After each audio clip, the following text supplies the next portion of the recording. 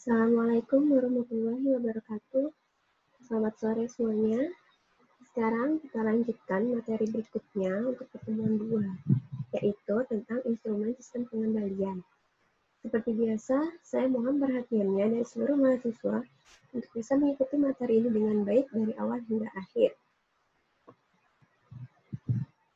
Pertama-tama, saya akan menyampaikan tujuan pembelajaran setelah menyelesaikan pertemuan 2 ini, di mana mahasiswa mampu memahami beberapa jenis dan fungsi instrumen pada sistem pengendalian, serta mampu menyusun diagram instrumentasi suatu proses.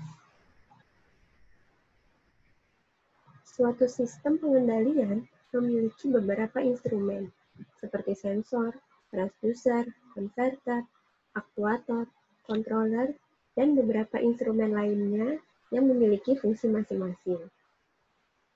Mungkin saya akan ambil beberapa instrumen yang penting, seperti sensor, yang mendeteksi perubahan fisik, seperti temperatur, tekanan laju alir, dan lain-lain, dan memiliki kemampuan untuk memberikan output secara terukur.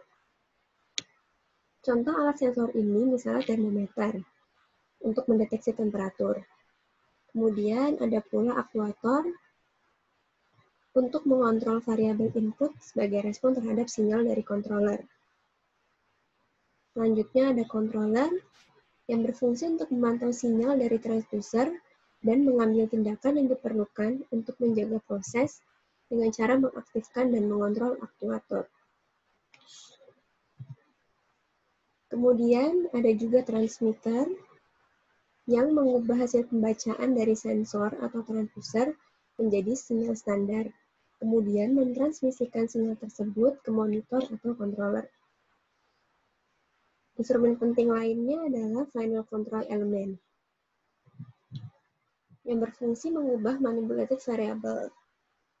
Untuk jenis dan fungsi instrumen lebih lengkapnya, bisa dibaca sendiri dan coba untuk dipahami. Di sini saya juga sudah berikan beberapa contohnya ya. Dari beberapa jenis instrumen tersebut, umumnya instrumen utama dalam pengendalian proses hanya terdiri dari 3 unit, yaitu unit pengukuran, unit pengendali, dan unit kendali akhir. Pertama, saya jelaskan dulu untuk unit pengukuran. Unit ini berfungsi mengubah informasi besaran fisik terukur, yaitu variabel proses menjadi sinyal standar. Unit pengukuran ini terdiri atas 2 bagian besar, yaitu sensor dan transmitter. Saya berikan contoh, misalnya kita akan mengukur temperatur dalam reaktor. Jadi, pertama-tama, besarnya temperatur dideteksi oleh alat sensor, kemudian transmitter suhu bekerja untuk mengubah hasil pembacaan dari sensor menjadi sinyal standar. Kemudian mentransmisikan sinyal tersebut ke controller. Tabel 1 di sini menunjukkan beberapa simbol sinyal standar yang terdiri dari sinyal pneumatik, sinyal listrik, dan sinyal secara umum. Dan ini perlu diperhatikan ya, karena akan berguna ketika kita akan menyusun diagram instrumentasi. Unit berikutnya adalah unit pengendali atau controller. Unit ini melakukan perhitungan atau evaluasi nilai error menurut algoritma kendali. Evaluasi yang dilakukan berupa operasi matematika seperti penjumlahan, pengurangan, pembagian, perkalian, integral, dan diferensial. Kemudian, hasil evaluasi yang berupa sinyal kendali dikirim ke unit berikutnya, yaitu unit kendali akhir. Gambar 1 ini menunjukkan skema dasar untuk unit pengendali. Jadi misalnya di sini, kita sudah mempunyai data hasil pengukuran dari variabel proses, kemudian kita juga sudah menentukan nilai set point, untuk dibandingkan dengan nilai variabel proses ini, kemudian selisih yang dihasilkan akan menghasilkan error. Nah, dari error ini, pengendali atau controller mulai melakukan perhitungan atau evaluasi di sini, berdasarkan algoritma kendali, hingga pada akhirnya dihasilkan sinyal kendali. Di sini sinyal kendali ini merupakan output dari controller. Sinyal kendali ini yang kemudian akan diterima oleh unit kendali akhir untuk menentukan tindakan apa yang harus dilakukan untuk memanipulasi manipulated variable.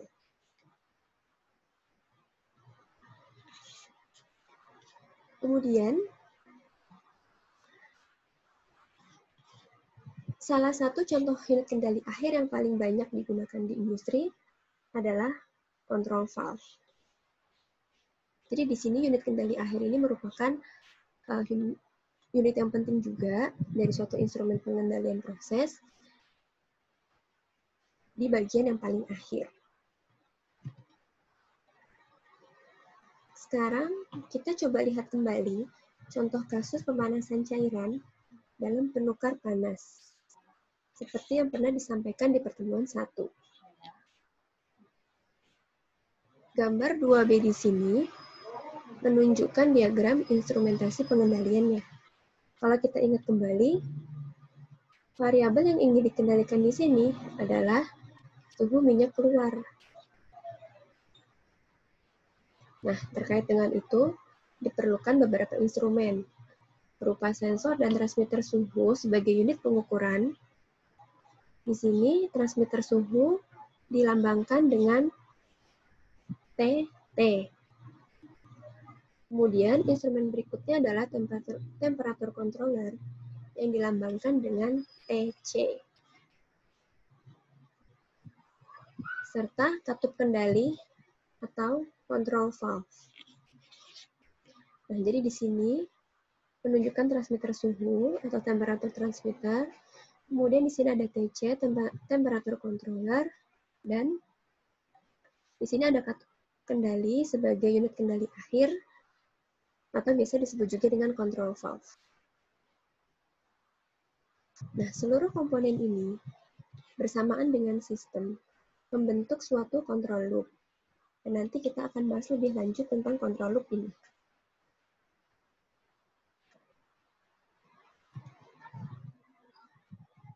Untuk mekanisme pengendaliannya, akan saya jelaskan. Jadi yang pertama, sensor mendeteksi suhu minyak di dalam alat penukar panas. Kemudian, informasi dari sensor diolah oleh transmitter suhu dan dikirimkan ke controller dalam bentuk sinyal listrik atau pneumatik. Jadi bisa dilihat di sini ya. Di sini ada temperatur transmitter, kemudian informasi yang diterima oleh sensor dikirimkan ke controller, dikirimkan ke TC dalam bentuk sinyal listrik atau sinyal pneumatik. Nah, jadi di sini diperhatikan juga tanda sinyal yang dikirimkan. Selanjutnya, di dalam controller, suhu minyak terukur akan dibandingkan dengan set point-nya. Nah, dari error yang dihasilkan, temperatur controller ini akan melakukan perhitungan sesuai algoritma kendali untuk menghasilkan sinyal kendali yang berupa sinyal listrik atau sinyal pneumatik. Nah, selanjutnya, sinyal kendali ini dikirimkan ke final control element, yaitu control valve. Jadi di sini ada control valve menerima sinyal kendali yang dikirimkan oleh controller. Perubahan pada sinyal kendali menyebabkan perubahan bukaan control valve. Jadi ketika sinyal kendali di sini berubah-ubah nilainya, maka control valve ini juga akan melakukan perubahan pada bukaannya, di mana dia akan menyesuaikan apakah bukaannya harus diperbesar untuk meningkatkan laju aliran pemanas atau diperkecil untuk mengurangi laju aliran pemanas. Jadi seperti yang sudah saya sebutkan, bukaan kontrol valve ini akan mempengaruhi laju air panas. Jadi di sini aliran pemanas ini merupakan manipulatif variabel yang besarnya bisa diubah-ubah sesuai dengan bukaan kontrol valve ini.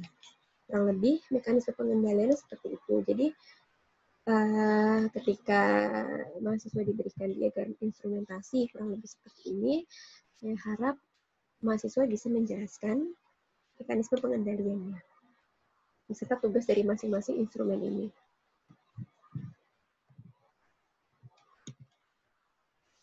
Berikutnya, saya akan bahas singkat tentang control loop. Jadi, control loop atau lingkar pengendalian terdiri dari control loop tertutup dan control loop terbuka. Pada control loop tertutup, variabel proses diukur, dibandingkan dengan set point, kemudian dilakukan tindakan untuk mengoreksi penyimpangan dari set point. Nah, control loop jenis ini disebut juga sebagai pengendalian umpan balik atau feedback control. Sementara pada control loop terbuka, tindakan koreksi yang dilakukan bukan merupakan respon atas umpan balik pada kondisi variabel proses. Jadi, antara tindakan koreksi dengan variabel proses, itu mereka tidak saling berhubungan.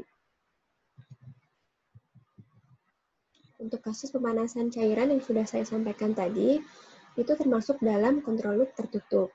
Jadi di sini bisa dilihat hasil pengukuran suhu minyak keluar. Jadi di sini perhatikan dulu berapa lama pendingnya. Di sini ada T, ini merupakan suhu minyak keluar.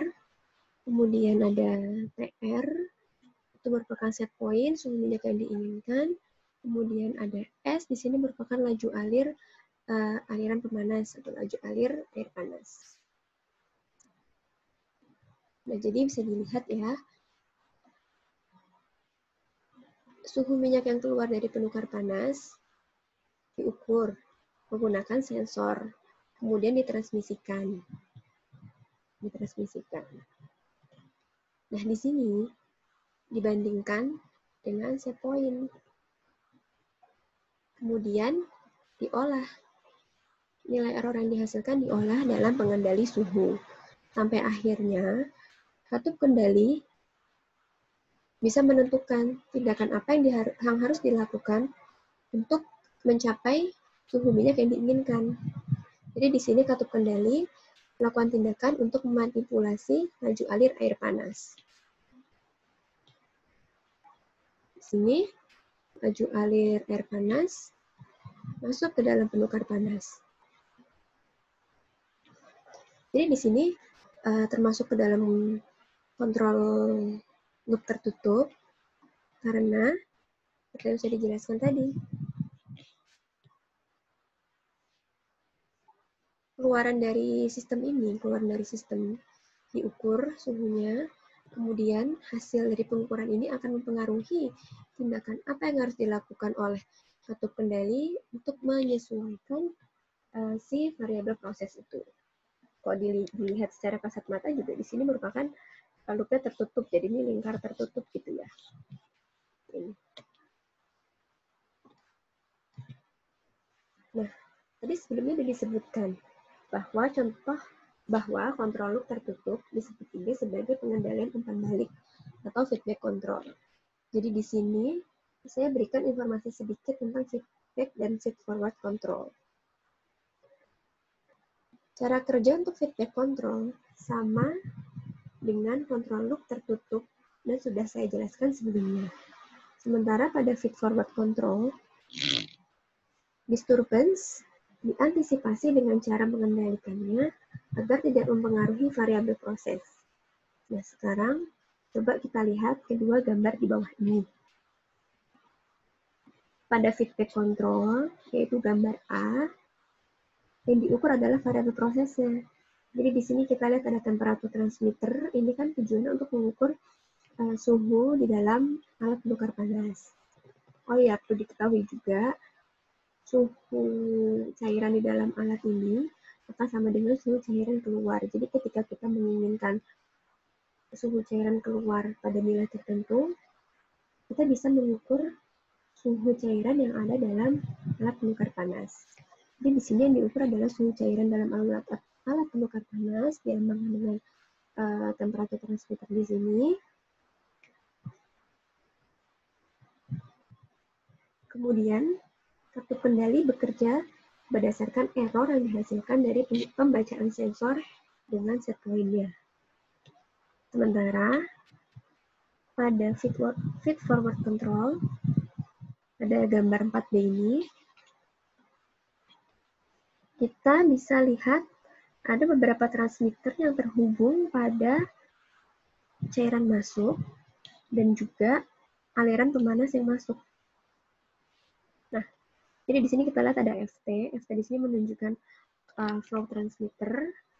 Flow transmitter ini tandanya berarti laju alir cairan masuk ini diukur untuk kemudian dikirimkan ke controller. Pengendali pemaju di sini maksudnya controller ya. Kemudian ada juga temperatur transmitter yang terhubung pada cairan masuk. Jadi cairan masuk di sini juga diukur temperaturnya. Kemudian dikirimkan sinyalnya ke controller. Kemudian ada pula temperatur transmitter pada aliran pemanas.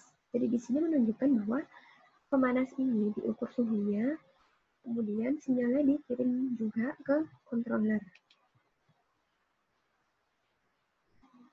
Nah, dari ketiga transmitter ini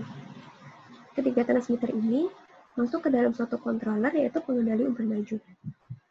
Nah, jadi di sini tujuannya adalah untuk melakukan proses pengendalian agar dihasilkan suhu cairan dalam alat sesuai dengan yang diharapkan. Jadi sebelum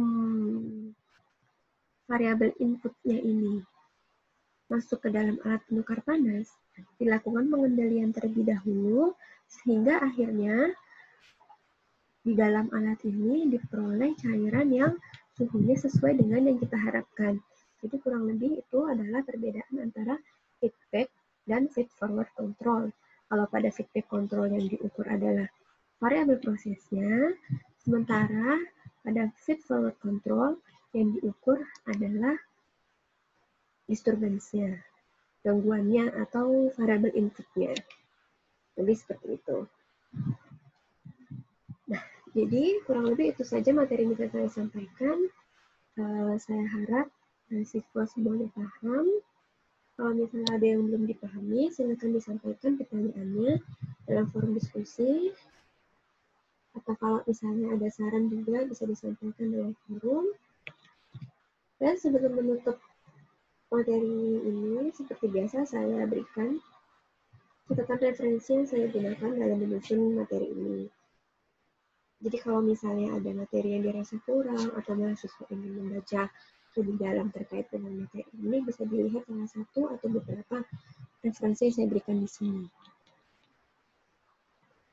Saya rasa sekian materi dari saya untuk pertemuan 2 ini. Mudah-mudahan bisa dipahami dan saya tunggu tanggapannya dalam forum diskusi. Wassalamualaikum warahmatullahi wabarakatuh.